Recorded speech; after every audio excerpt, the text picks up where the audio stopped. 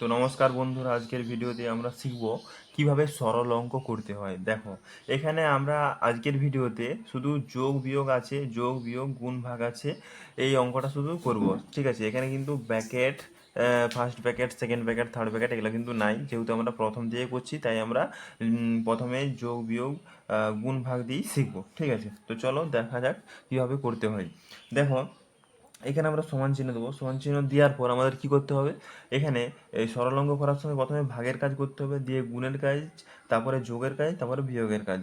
ঠিক আছে, তো দেখো, এই 18 যেরকম আছে সেরকমই লিখছি, তারপরে যুক্তটা লিখছি, প্লাস চিহ্নটা লেখার পর আমরা কি করছি, এবারে এই ভাগের কাজ করব। ঠিক আছে, ছয়, 9 6 54 হয়, তাহলে 6 হচ্ছে, এখানে 6 আমরা বসে দিলাম, এই ভাগের কাজটা আমরা করে দিলাম। ঠিক আছে, দিয়ে গুণিত 2, গুণিত 2 মাইনাস, তারপরে আরও একটা ভাগের কাজ আছে, এই ভাগের কাজটা আমরা করব। 3 4 12 হয়, মানে 4। তারপরে এখানে আমরা আরও সমান চিহ্ন দেবো। সমান চিহ্ন দেওয়ার পর কী করবো, এখানে এই গুণের কাজ করব। তাহলে 18 আমাদের যেরকম আছে সেরকমই লিখছি, যুক্ত 6 কে 6 7 হয় 12, 12 মাইনাস এই যে 4টা এখানে বসে যাবে। এখানে আমরা সমান চিহ্ন দেবো, আরও সমান চিহ্ন দেওয়ার পর এখানে যোগের কাজটা করে নেব। যোগের কাজটা 18 আর 12 যদি যোগ করি কত হবে, 18 আর 2 20 আর 10 30, তাহলে 18 আর 12 কত হচ্ছে 30, 30 মাইনাস 4। এবার আমরা এই 30 থেকে যদি 4 বিয়োগ করি কত হবে, 30 থেকে 4 বিয়োগ করলে হবে 26। এইটাই হবে আমাদের উত্তর। তারপরের অঙ্কটা দেখো কি বলছে এখানে, 16 যুক্ত 45 ভাজিত 9 গুণিত 3 মাইনাস 6 গুণিত 5।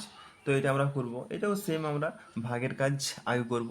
তো 16 যেরকম আছে আমরা সেরকমই লিখলাম, 16 যুক্ত যেরকম আছে সেরকমই লিখলাম, দিয়ে আমরা 9 দিয়ে 45কে ভাগ করবো। 9 কে 9, 9 2 18, 3 9 17, 4 9 36, 5 9 45, 5 হচ্ছে, তাহলে 5 গুণিত 3 যেরকম আছে সেরকম লিখছি, মাইনাস 6 গুণিত 5, এটা আমরা লিখছি। তারপরে আমরা এখানে আমরা প্রথমে গুণের কাজ করব। ভাগের কাজ আমাদের হয়ে গেল, এক জায়গায় ভাগ ছিল সেটা হয়ে গেছে, এবার আমরা গুণের কাজ করব। তো 16 যুক্ত 5 3 হয় 15, মাইনাস 6 5 কত হয়, 5 6 30।